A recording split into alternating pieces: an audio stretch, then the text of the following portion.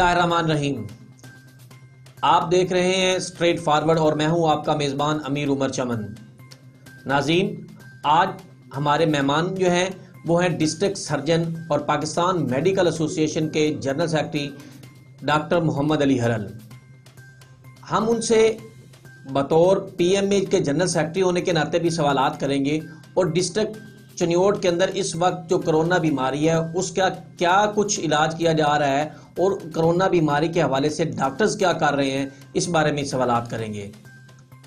Doctor साहब, सबसे पहले तो हमें यह बताएं कि कोरोना बीमारी है क्या, क्योंकि आम लोगों के अंदर इस बीमारी की अभी तक अवेयरनेस नहीं है भी कोरोना है क्या। दूसरी बात, लोगों के अंदर ये तासुर पाया जा रहा है क्योंकि हम जो है वो पहले ही पोल्यूशन के अंदर पल रहे हैं, सारा दिन डस्ट हमारे अंदर जा रही है, इसी तरह हमारी जो खाने पीने की अशिया है वो सारी मिलावट शुदा है, हमारे तो पहले ही क़ुव्वत मदाफ़त बहुत ज़्यादा है, इसलिए हमें कोरोना जो है वो कुछ नहीं कह सकता। इस बारे में आप क्या कहेंगे कि आया कोरोना जो है ये बातें किस हद तक ठीक है, क्या इसी वजह से कोरोना की बीमारी जो है वो हमारे मुल्क में कम है?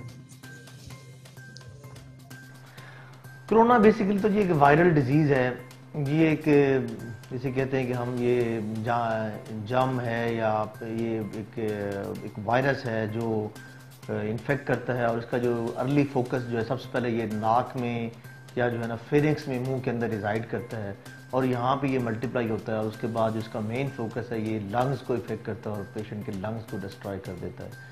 और ये बिल्कुल गलत तस्वर है कि ये जो है ना पाकिस्तान के अंदर रहने वाले लोगों को मुतासर नहीं करता, बिल्कुल ऐसी बात नहीं है। हाँ, ज़रूर ये है कि हमारे इलाके में या पाकिस्तान या जनूबी एशिया में ये उतना सिवियरली इफेक्ट नहीं कर रहा जितना बाकी जगहों पे इसने किया है, लेकिन ऐसी कोई बात नहीं कि गंदी चीज़ें खाने से या इस तरह की चीज़ें खाने से इसके खिलाफ हमारे अंदर इम्यूनिटी डेवलप होती है। बल्कि इसके बारे में अब तो ये जो है ना, ये जो रिसर्च आई है ये पेशेंट के स्टूल में और यूरिन में भी जो है ना लाइव डिस्कवर किया गया है। जिसका मतलब है कि जो मैदे की तेजाबियत है और जो बॉडी का टेम्परेचर है या हाई टेम्परेचर इसको इफेक्ट नहीं करता, इसकी डेथ को या इसकी इफेक्टिविटी को मुतासर नहीं करते। तो हमें इसके लिए जो सबसे जो बेहतरीन जो इसका इलाज है वो ये है कि हम सोशल डिस्टेंसिंग जो है ना एक रखें, बल्कि कि हम सोशल डिस्टेंसिंग इसको नहीं कहेंगे, इसका जो असल वर्ड है वो फिजिकल डिस्टेंसिंग जो है उसे हम बरकरार रखें, सरकारी सतह पे, सरकारी इदारों में भी और प्राइवेट जगहों पे भी। डॉक्टर साहब, गवर्नमेंट की तरफ से जो आए रोज़ है वो लॉकडाउन में नरमी बरती जा रही है और अब तो इस हद तक कहा जा रहा है कि लॉकडाउन बिल्कुल ही ख़त्म जो है वो कर दिया जाएगा।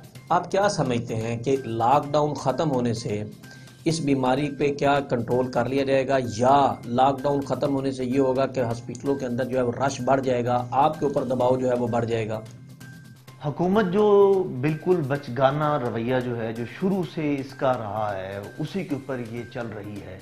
इसके अंदर अभी तक मैच्योरिटी नहीं हुई। माशाल्लाह 2 साल से ज़्यादा अरसा हो गया और अभी तक ये इमैच्योर सारे इसके प्लानिंग्स हैं। और ये जो चाइना में ये दिसंबर में स्टार्ट हुआ और अभी तक हमारे मुल्क में अभी तक जो है किसी सेंटर पर प्रॉपर पीपीईज और मास्क तक मुहैया नहीं हुए।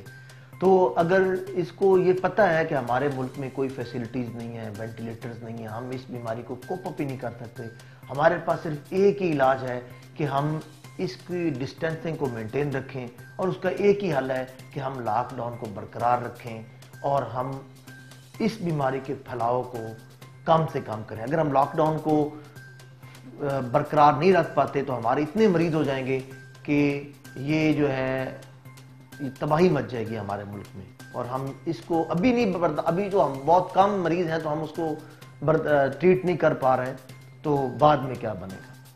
डॉक्टर साहब, आपकी नज़र जो है इस वक्त पूरे डिस्ट्रिक्ट के ऊपर है क्योंकि आप पाकिस्तान मेडिकल एसोसिएशन के जनरल सेक्रेटरी भी हैं। आप क्या हमें ये बताना पसंद फरमाएंगे कि डिस्ट्रिक्ट चिन्योट के अंदर कोरोना की बीमारी पर काबू पाने के लिए जो अपना या कोरोना की बीमारी को चेक करने के लिए किट्स होती हैं, क्या वो सरकारी हॉस्पिटल्स में या प्राइवेट हॉस्पिटल्स में या प्राइवेट लैब्स के अंदर आपके नॉलेज के मुताबिक क्या वो चिन्योट के अंदर, डिस्ट्रिक्ट चिन्योट के अंदर ऐसी किट्स मौजूद हैं जिनका जो है जिनसे वो कोरोना की बीमारी को जो है वो जांचा जा सके या पता चला जा सके क्या इस आदमी में कोरोना है या नहीं है? जी, चिन्योट में ऐसी कोई किट मौजूद नहीं है कि जिससे कोरोना को टेस्ट किया जा सके। हाँ, ये यहाँ से सैंपल लेते हैं डीएचक्यू में और ये फिर लाहौर या फैसलाबाद भेजते हैं जहाँ पे उसके टेस्ट होते हैं। चिन्योट के अंदर किसी प्राइवेट और गवर्नमेंट सेक्टर में मतलब इसकी किट की फैसिलिटी मौजूद नहीं है। ये इसकी सैंपलिंग ली जाती है और वो लाहौर या फैसलाबाद भेजी जाती है और उसके बाद उसका रिजल्ट आता है तो उसके बाद ये पता चलता है कि पेशेंट का उसको कोरोना है या नहीं। डॉक्टर साहब जो है हमारे पास डिस्ट्रिक्ट हेडक्वार्टर हॉस्पिटल चिन्यूट का सबसे बड़ा हॉस्पिटल जो है वो यही काउंट होता है और है भी यही। इसी तरह तहसील हेडक्वार्टर हॉस्पिटल लालियाँ, तहसील हेडक्वार्टर हॉस्पिटल भुआना, और फिर उसके बाद अब जो है वो क्वारंटाइन सेंटर्स भी बन चुके हैं जहाँ पे कोरोना के मरीजों को ले जाया जाता है। आपके जो है वो इल्म के मुताबिक या हमारी मालूमात में इजाफा करने के लिए क्या आप हमें ये बताएंगे या हमारी आवाम को ये बताएंगे कि इस वक्त तक हमारे ज़िला के अंदर प्राइवेट्स या सरकारी सतह पर कितने वेंटिलेटर मौजूद हैं? क्या आया को कोरोना के मरीज़ अगर आ जाए तो हम उनको किस तरह वेंटिलेट कर सकते हैं? आया हमारे पास कोई वेंटिलेटर मौजूद हैं?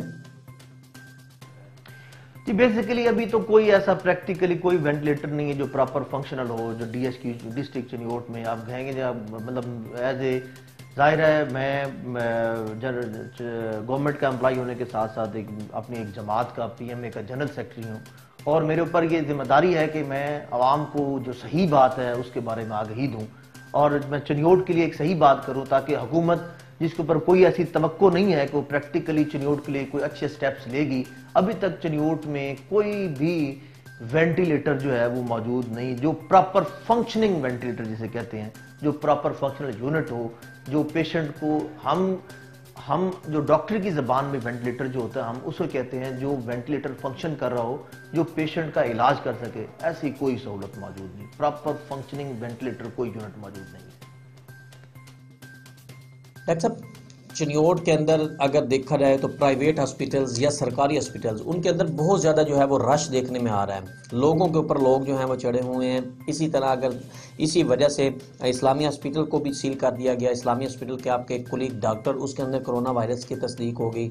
इसी तरह जो उनके पैरामेडिकल स्टाफ के 3 मेंबरान हैं उनके अंदर भी जो है वो कोरोना वायरस की तस्दीक हुई है। आप क्या समझते हैं कि सरकारी या प्राइवेट जो इदारे हैं जहाँ पे सोशल डिस्टेंसेस नहीं है और यही लोग वहाँ पे बहुत ज़्यादा मरीज जो है वो एक दूसरे के साथ साथ मिले होते हैं, क्या यही असल कोरोना बीमारी के जो है बढ़ाव का सबब नहीं बन रहे? यहाँ से कोरोना बीमारी के ये जो अस्पताल या डिस्पेंसरियाँ या जो क्लिनिक्स हैं यही तो असल हैं कोरोना बीमारी के गढ़ नहीं बन चुके हुए? मैं एक बात बताना चाहूँगा। बेसिकली जो है जो लोग फॉलो करते हैं सरकार को, गवर्नमेंट को, जो गवर्नमेंट जो है जब अपने लेवल पे चीज़ों को सीरियस नहीं लेती और गवर्नमेंट के इदारों में चीज़ों को सीरियस नहीं लिया जाता तो फिर उसको प्राइवेट हॉस्पिटल फॉलो करते हैं। अब शुरू दिन से जो है जो गवर्नमेंट के जो भी हॉस्पिटल्स हैं कहीं भी खास तौर पे जो प्राइमरी सेकेंडरी डिपार्टमेंट है, मैं अपने डिस्ट्रिक्ट चिन्यूट की बात करूंगा, यहाँ पे कभी भी जब से कोरोना आया है कोरोना के एसओपीज को फॉलो नहीं किया गया। मैंने एमएस साहब से भी कई दफ़ा बात की है, सीओ साहब से भी बात की है। डीसी साहब तो डॉक्टर्स से मिलना ही पसंद नहीं करते। उनको ये जब से वो आए हैं कभी उन्होंने ये नहीं कोशिश की कि हम जो डॉक्टर्स हैं वो उनका बस ये है कि वो मीटिंग करें एमएस साहब के साथ और सीओ साहब के पास और फारिग हो जाएं। उन्होंने कभी ये नहीं सोचा कि हम जो प्रैक्टिकल लोग हैं, जो काम करते हैं, जो वर्कर हैं, जो परफॉर्म करते हैं, हम उनके साथ एक मीटिंग करें और हम उनको कोरोना की कमेटी के अंदर शामिल करें कि वो कैसे चीज़ों को वो हमें बेहतरी के लिए हमें कोई प्रॉपर हमें वो गाइडलाइन दें। क्योंकि डीसी साहब तो नॉन मेडिकल आदमी है, उनको तो इन चीज़ों का पता नहीं है, लेकिन ये हमारे मुल्क का अलमिया है कि हमारी ब्यूरोक्रेसी जो है वो अपने आप को खुदा समझती है और वो समझती है कि हमें हर चीज़ का पता है और वो चीज़ों को बेहतर करने के लिए प्रॉपर जो फंक्शनिंग लोग, जो वर्किंग लोग हैं, जो वर्किंग क्लास, उनसे कोई गाइडलाइन नहीं लेती। जब तक जहां तक बात रहेगी रश की बात, तो रश की बात यह है कि सरकारी अस्पतालों में बेइंतहा रश है, इमरजेंसी में बेइंतहा रश है। अब ये जो एसएचओ सिटी है या डीपीओ चिन्यूट है, क्या उसको ये नजर नहीं आता कि डिस्ट्रिक्ट हॉस्पिटल में कितना रश है, क्या इमरजेंसी में कितना रश है? एक मरीज के साथ साथ 50-50 अटेंडेंट होते हैं इमरजेंसी के अंदर। उनको रोकने के लिए क्या इनको ये नहीं नजर आता कि हम 10 पुलिस वाले सुबह दोपहर शाम 3 शिफ्टों में डीएसक्यू में अटैच कर दें और वो फासले को और वो लोगों को स्टॉप करें? ये जाके सड़कों में जाके छापे मारते हैं, क्लिनिक्स में जाके छापे मारते हैं, डॉक्टर्स को प्राइवेट हरास करते हैं, उनको परेशान करते हैं। तो ये सरकारी अस्पतालों में तो पहले इसको मेंटेन करें अपने एसओपी को। यहाँ पर तो एसओपी का कोई नामो निशान नहीं है, डॉक्टर्स को पीपी मुहैया नहीं, पीपी मुयसर नहीं है, इंतहाई थर्ड क्लास मास्क दिए जाते हैं और किसी प्रोटेक्शन के बारे में किसी प्रोटेक्शन का कोई ख्याल नहीं किया जाता। और जिसकी वजह से जाहिर है सरकारी अस्पताल को फॉलो करके प्राइवेट अस्पतालों में भी यही प्रॉब्लम क्रिएट हो रहा है। डॉक्टर साहब, आप जो है वो गवर्नमेंट पे चढ़ाई करते जा रहे हैं, आप जो भी मामलात है वो गवर्नमेंट पे ही डाल रहे हैं, गवर्नमेंट गवर्नमेंट कर रहे हैं। मैंने आपसे सवाल थोड़ा सा चेंज किया, लेकिन आपने दोबारा घुमा फिरा के गवर्नमेंट पे ले आए। मैंने कहा कि इस्लामिया हॉस्पिटल्स जिसके अंदर आपका एक कुलीग डॉक्टर है, उसमें कोरोना वायरस की जो है वो तस्दीक हुई। इसी तरह पैरामेडिकल स्टाफ के 3 मेंबरान हैं, उनके अंदर जो है कोरोना वायरस की तस्दीक हुई। इसी तरह जिस वजह से उस हॉस्पिटल को सील कर दिया गया। इसी तरह जो है प्राइवेट क्लिनिक्स के ऊपर ये सारा कुछ है। तो आपने क्या इस्लामिया हॉस्पिटल की इंतज़ामिया के ख़िलाफ़ बतौर पाकिस्तान मेडिकल एसोसिएशन के क्या आपने कोई एक्शन लिया, या आपने क्या अब तक इस बारे में क्या किया कि प्राइवेट क्लिनिक के ऊपर आप SOPs क्यों नहीं इस्तेमाल कर रहे? आपने प्राइवेट हॉस्पिटल के अंदर जो है वो SOPs क्यों नहीं इस्तेमाल किए? इस बारे में कोई आपने एक्शन लिया अभी तक? जी बिल्कुल, हमने एक्शन लिया भी है और हम उनसे बात भी प्लान कर रहे हैं, बात करेंगे भी कि हमें उनके ऊपर सख्त एतराज़ आते हैं। वो बहुत बड़ी तंजीम है, सो कॉल्ड जिसे हम कहते हैं अंजुमन इस्लामिया ट्रस्ट है। उनको इस बात का ख्याल रखना चाहिए था कि वो प्रॉपर प्रोटेक्टिव इक्विपमेंट्स जो हैं अपने, देखो जी हॉस्पिटल के अंदर जो प्रोटेक्टिव इक्विपमेंट सिर्फ ये डॉक्टर्स की जरूरत नहीं होती, सिक्योरिटी गार्ड से लेकर स्वीपर से लेकर नर्स से लेकर डॉक्टर तक हर बंदे को प्रॉपर PPE प्रोवाइड करना ये हर इदारे की जिम्मेदारी है जहां के मुलाजमीन वहां पे काम करते हैं। तो हम जो है उनसे, ये उनकी नाअहली है कि उन्होंने प्रॉपर डॉक्टर्स को PPE मुयसर नहीं किए और जिसकी वजह से उनके अंदर कोरोना का ये जो है स्प्रेड हुआ वहां के मुलाजमीन के अंदर। तो हम उनकी इंतजामिया से, इस्लामी हॉस्पिटल की इंतजामिया से इसका पुरजोर एहतजाज करते हैं। और वो जो अपने आप को एक ट्रस्टेड ऑर्गेनाइजेशन समझते हैं, उनका सिर्फ ये काम नहीं है, उनका ये बुनियादी ज़रूरत है कि जो एम्प्लॉइज हैं अस्पताल के, उनकी प्रोटेक्शन को इंश्योर करें। और सरकार का भी ये काम है कि वो इसको मॉनिटर करे प्रॉपर। डॉक्टर साहब, पाकिस्तान मेडिकल एसोसिएशन के आप जनरल सेक्रेटरी हैं। इस हवाले से एक बहुत अहम सवाल यह है कि डिस्ट्रिक्ट हेडक्वार्टर हॉस्पिटल को हमारी इतलात के मुताबिक अब तक जो है N95 और 99 जो मास्क हैं वो 90 के करीब मुहैया किए गए हैं। इसी तरह दीगर सामान, शू कवर्स और गोगल्स और दीगर चीज़ें जो है वो मुहैया की गई हैं। लेकिन डिस्ट्रिक्ट हेडक्वार्टर हॉस्पिटल के अंदर किसी भी डॉक्टर ने N95 मास्क नहीं पहना हुआ। इसी तरह आप हमारे सामने बैठे हैं, ना तो आपके पास N95 मास्क है और ना ही किसी भी डॉक्टर ने कोई ग्लव्स पहन रखे हैं। आप बतौर पाकिस्तान मेडिकल एसोसिएशन के, एक तरफ आप डिस्ट्रिक्ट सर्जन भी हैं, दूसरी तरफ आप पाकिस्तान मेडिकल एसोसिएशन के जनरल सेक्रेटरी भी हैं। आप इन डॉक्टरों की जो है वो उनकी ज़िंदगियों के साथ आप भी नहीं खेल रहे। आपने अब तक जो है वो क्या किया? क्या ये सारा सामान जो है वो बाहर सेल तो नहीं हो गया? इस बारे में आप क्या कहेंगे? सर पहली बात तो ये कि मजाक है, एक भूंडा मजाक है सरकार का कि जिस अस्पताल के अंदर एक दिन में 300 लोग मतलब काम कर रहे हैं, जो 300-350 मुलाजमीन हैं, और उनको 90 मास्क मुहैया की गए हैं, जो कि एक दिन की है, या मैक्सिमम आप मास्क जो एक 1 वीक इस्तेमाल करते हैं। और ये अगर सामान काउंट किया जाए तो 1 हफ्ता भी नहीं चलता। वो जो NDMA है, जिसको हम कहते हैं कि NDMA नेशनल डिजास्टर मैनेजमेंट जो कंपनी है, जो मैं उसे कंपनी कहूँगा, ये डिपार्टमेंट नहीं है, जो दिसंबर से चाइना में ये बीमारी आई और हमारे मुल्क में अभी जो चरियोट में वहाँ की करीब 5 खेप्स आ गई, लेकिन यहाँ पे प्रैक्टिकली कोई ऐसी चीज़ नहीं पहुँची, जिससे ज़ाहिर है मैं हॉस्पिटल में डिस्ट्रिक्ट सर्जन हूँ, मैं एक बड़ा जिम्मेदार एम्प्लॉई हूँ, अभी तक जो हमें कोई प्रॉपर जो है PPE मुहैया जो है प्रोटेक्टिव इक्विपमेंट्स मुहैया नहीं किए गए, जिससे हम कहते हैं, जिससे किसी भी लेवल पे दुनिया में कहते हैं कि ये प्रोटेक्शन है, तो ऐसी कोई चीज़ मुहैया नहीं की गई। और इसमें मैं कहूँगा कि ये सिर्फ जो है ये हुकूमती सतह पे नाकामी है, ये गवर्नमेंट की नाकामी है। हम ये मतलब ये नहीं कहते कि ये लोकल लेवल पर, अगर इनके पास सामान वाफिर मिकदार में होगा तो ये ज़रूर देंगे। मुझे लगता है ऐसा है कि इनको सामान मुहैया ही नहीं किया गया, या मुहैया किया गया तो उसकी तादाद इतनी कम है कि इनको अगर इनको ये डर है कि हम अगर ये मुहैया कर देंगे डॉक्टर्स को, तो पीछे हमारे पास जो है काउंट के लिए, शो ऑफ करने के लिए, जब इनके जो सो कॉल्ड विजिटर्स हैं, कमिश्नर साहब, जो इनके DCs हैं, जो इनके सेक्रेटरीज हैं, जो इनके वुज़रा हैं, जब वो मीटिंग्स करते हैं तो वो काउंटिंग्स करते हैं, और वो जो काउंटिंग इनकी जब वो कम हो जाएगी उस काउंटिंग के डर से, तो जाहिर है जब इनके पास चीज़ें कम हैं तो हमें इन्होंने बहुत मिनिमम प्रोटेक्टिव इक्विपमेंट्स दिए। डॉक्टर साहब, जो आपकी बातें हैं इससे तो यूँ महसूस होता है कि आवाम से ज़्यादा इस वक्त जो खौफ है कोरोना का वो आपके अंदर है, डॉक्टर्स के अंदर है, इसी तरह पैरामेडिकल स्टाफ के अंदर जो वो खौफ ज़्यादा पाया जा रहा है। तो क्या जिस और दो बात दूसरी बात यह है कि जिस तरह का आप बता रहे हैं कि इंतहाई नाकस मटेरियल का जो है वो सामान जो है वो आपको दिया जा रहा है, नाकस मटेरियल का जो है वो जो मास्क है वो मुहैया किए जा रहे हैं, ये क्या हकीकत क्या है? इससे तो आप अगर यही सिलसिला रहा तो अगर आप ही खौफजदा होगे तो अवाम का क्या बनेगा? मुझे बड़े अफसोस से कहना पड़ रहा है कि चिन्योट के अंदर जो है डॉक्टर्स को किसी भी फोरम पे जो डॉक्टर की कम्युनिटी को, डॉक्टर की जमातों को या उनके सीनियर मेंबर्स को बिल्कुल कभी भी ऑन बोर्ड नहीं लिया गया और ना लिया जा रहा है। मैंने इनसे बात की कि देखिए जी, एक बड़ी आम सी बात है, अगर कोई मियाँ बीवी जो है, दोनों डॉक्टर्स या दोनों पैरामेडिक्स हैं, मियाँ बीवी दोनों अगर जॉब करते हैं, तो जिस तरह आजकल स्कूल्स बंद हैं तो बच्चों को देखने के लिए माँ बाप में से किसी एक बंदे को घर में रहना पड़ना जरूरी होता है। तो मैंने इन्हें रिक्वेस्ट की कि आप जो है अगर दोनों कोई जो है वालदैन जो है अगर वो ऑन बोर्ड जॉब हैं तो उनमें से एक को रिलैक्स किया जाए ताकि वो बच्चों की लुक आफ्टर कर लिए।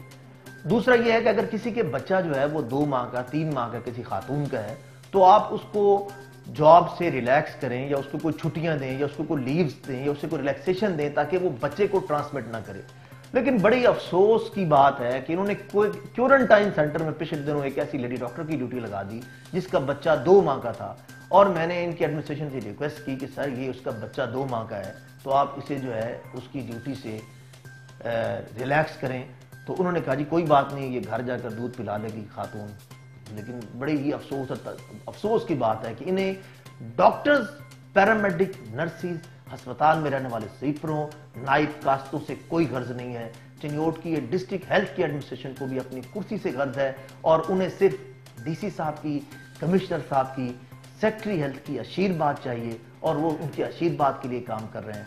वो डॉक्टर्स, पैरामेडिक और नर्सेज की कोई बात नहीं सुनते और हमारी तंजीमों को तो वो कभी ऑन बोर्ड लेते ही नहीं है। और डॉक्टर्स तो वो जो समझते हैं यहाँ के ब्यूरोक्रेसी और एडमिनिस्ट्रेशन समेत डॉक्टर्स को किसी किस्म की कोई अहमियत नहीं देते, ना हमारी तंजीमों को अहमियत देते हैं, ना वो किसी प्रोटेक्शन में, किसी पॉलिसी में, किसी चीज़ की खरीदारी में हमें मतलब ऑन बोर्ड लेते हैं।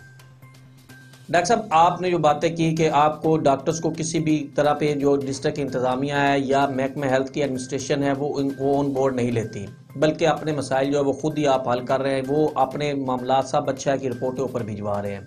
चिन्योट में इस वक्त जो तैनात है वो डॉक्टर मुश्ताक बशीर आकफ साहब जो है वो सीओ के तौर पे तैनात हैं। वो पहले डॉक्टर भी रह चुके हैं चिन्योट के अंदर, इसी तरह वो एमएसबी डीएचक्यू हॉस्पिटल के रह चुके हैं, डिप्टी डीएचओ भी रह चुके हैं, डीएचओ भी रह चुके हैं और आजकल अल्हम्दुलिल्लाह वो सीओ भी हैं। वो भी फील्ड को जानते हैं, वो सारे मामलात आपके साथ जो जो मुश्किलात पेश आती हैं वो सब कुछ जानते हैं और बतौर डॉक्टर आपके पीएमए के मेंबर भी हैं। तो आप क्या ये भी कहना चाह रहे हैं कि डॉक्टर मुश्ताक जो है वो भी आपको जो है ऑन बोर्ड नहीं लेते, वो भी इस तरह की कोई जो आपके साथ तामुन नहीं कर रहे? सर बेसिकली बात ये है, मैं ये कहता हूँ कि जो सीओ और एमएस की सीट होती है ना, ये होती है आशीर्वाद के लिए सीट। उनको ये नो कहने की कहा ही नहीं जाता। जब वो डीसी साहब को या कमिश्नर साहब को या सेक्रेटरी हेल्थ को किसी बात पे नो कहेंगे तो वो उनको सीट से डी सीट कर देंगे। तो उनके लिए सबसे पहले जो आशीर्वाद होती है वो अपनी हायर अथॉरिटीज की होती है।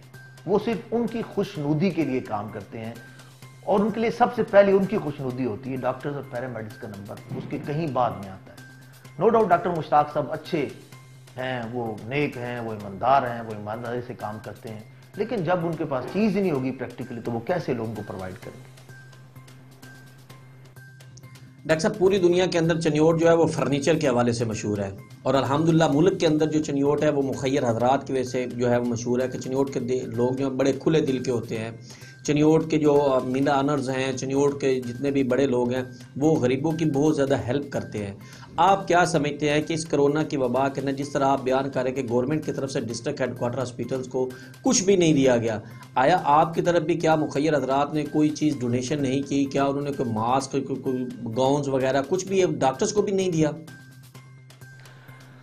अच्छा, मैं वैसे बड़ा अफसोस होता है कि मैं समझता कि चिन्योट के लोग बड़े खैराती हैं और यहाँ बड़ी खैरात की जाती है। और जब मैं 5 साल मुझे हो गए यहाँ आए हुए, काम किए हुए, काम करते हुए मुझे 5 साल हो गए हैं, तो मेरा ये ख्याल था कि यहाँ के लोग बड़ी खैरात देते हैं और वो बड़ा जो है ना, जो काम करने वाले लोग हैं उनको अप्रिशिएट करते हैं और बूस्टअप करते हैं, उनके पास फंडिंग वगैरह हर चीज़ करते हैं। लेकिन जब मैंने प्रैक्टिकली देखा तो मुझे यहाँ के लोग बहुत ही कंजूस लगे और खुद गर्ज और सेल्फिश लगे कि या तो जहां तक मेरा अंदाजा है कि किसी बंदे ने प्रॉपर कोई प्रोटेक्टिव इक्विपमेंट या कोई चीज नहीं दी। अगर दी है तो 5-10 गाउन्स पकड़े, और अल खिदमत फाउंडेशन ने कुछ उन्होंने थोड़े ज्यादा मिकदार में गाउन्स और मास्क और दिए। उसके बाद जो बाकी लोग अगर कोई आए हैं तो 10-10 गाउन्स दिए और 20-20 मास्क दिए। अब उनको ये अंदाजा नहीं है कि अस्पताल के अंदर 300 एम्प्लॉइज हैं, तो ये आपकी फंडिंग किस काम की है। अगर आप मतलब, और साथ उनके फोटोग्राफी हो रही है, उसके ऊपर जो चैनलिंग हो रही है, चलो वो करें, अच्छी बात है, लेकिन आप कोई बिग अमाउंट में कोई कंट्रीब्यूशन तो करें हॉस्पिटल के लिए। आज तक सर मैंने हॉस्पिटल के लिए, हमें थिएटर के लिए कुछ सामान चाहिए था तो मैंने बड़े लोगों को कॉन्टेक्ट किया, जहां तक कि शेख कैसर साहब से भी मैंने कहा, लेकिन मुझे बड़े अफसोस से कहना पड़ रहा है कि यहाँ पे अगर कोई खैरात भी देता है तो वो डीसी या डीपीओ को देता है। वो ये समझता है कि मेरी जो है ना ये खैरात, ये डीसी डीपीओ के जरिए अल्लाह की राह में ज्यादा कबूल होगी। वो किसी आम हॉस्पिटल के डॉक्टर्स के जरिए या हॉस्पिटल को डायरेक्ट कोई आदमी जो है वो कोई कुछ नहीं देता, क्योंकि यहाँ पे खैरात भी डीसी डीपीओ की वसातत से, उनके वसीले से दी जाती है। डॉक्टर साहब, जैसे आपने हालात बताए, जो आपने बताया कि डॉक्टर्स के साथ हो रहा है, जो आपने बताया कि कोरोना बीमारी से ये बीमारी इस तरह जो है वो बढ़ सकती हैं, इसी तरह जो आपने अपने ज़िला के, अपने मुल्क के हालात बता दिए, एक आखिर पे सिर्फ इतना आपसे कि हम इस बीमारी से कैसे बच सकते हैं और इस बीमारी को कैसे कंट्रोल किया जा सकता है, आप इस बारे में क्या मशवरा देंगे? जी, इस बीमारी में सबसे पहली बात है कि इसमें कोई शक नहीं है कि ये एक बीमारी जो है ना, हम किसे कहते हैं कि टिप ऑफ आइसबर्ग। ये बीमारी जो हमें नजर आ रही है वो आइसबर्ग का एक टिप है। इसके नीचे एक बहुत बड़ा पहाड़ है जो अंदर छुपा होता है, और बहुत सारे लोगों को कोरोना होता है, वो आगे ट्रांसमिट करता है और वो आगे एक्सपोज ही नहीं होता। दूसरा ये कि जाहिर है जो इन क्वारंटाइन सेंटर्स हैं, जो इनके टेस्टिंग का तरीकाकार है, वो इतना इंसल्टिव है कि किसी को प्रॉब्लम होता भी है तो वो अपनी बीमारी को, प्रॉब्लम को एक्सपोज ही नहीं होता करता, वो छुपा लेता है। लोग भागना शुरू हो गए, लोग दौड़ना शुरू हो गए, वो टेस्ट ही नहीं करवाते। और टेस्टिंग का सिस्टम इतना कॉम्प्लिकेटेड है कि यहाँ पे पहले टेस्ट होंगे, फिर वो जाएंगे कहीं, फिर आगे से रिपोर्ट आएगी और इतना टाइम लगेगा। और टेस्टिंग के रिजल्ट भी बड़े अजीब हैं। एक लेबॉर्ट्री जो पॉजिटिव करती है, दूसरी लेबॉर्ट्री नेगेटिव कर देती है, तो इसमें बहुत सारे फॉल्ट्स हैं। तो बाकी ये है कि हुकूमत को चाहिए कि वो सबसे पहले होश के नाखन ले, वो थोड़ा अपनी सियासत से बाहर निकले, अवाम का जो इसके नुमाइंदगान हैं वो अवाम का प्रैक्टिकली चीज़ों को देखें और उनके लिए कुछ करें। आजकल ब्यूरोक्रेसी ऑल इन ऑल है, अगर वो ही मतलब है कुछ करना चाहते हैं तो जो प्रॉपर जो लॉकडाउन है मेहरबानी करें उसे बरकरार रखें, जो डिस्टेंसिंग है उसे मेंटेन रखें। जो हॉस्पिटल्स के अंदर जो है मैं ये गुजारिश करूंगा कि जो मियाँ बीवी दोनों जॉब कर रहे हैं उनके अंदर एक को रिलैक्स किया जाए।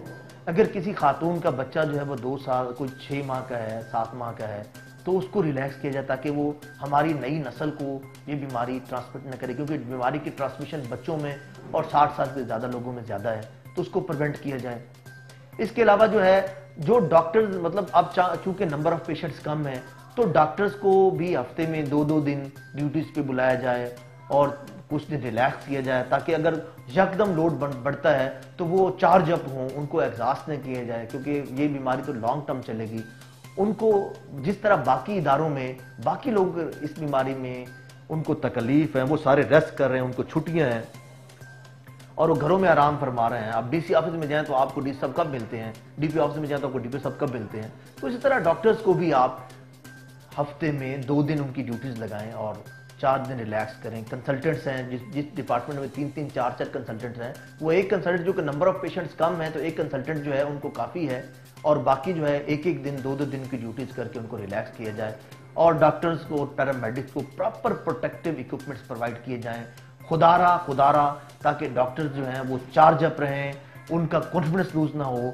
ये ना हो कि डॉक्टर अपनी जान बचाना शुरू कर दें, मरीज आए तो वो दौड़ना शुरू कर दें। अगर ऐसा मौका आ जाएगा तो ये बहुत बड़ा जुल्म होगा अवाम के साथ, गरीब लोगों के साथ। और इस जुल्म की बुनियादी वजह हुकूमत की नाअहली है।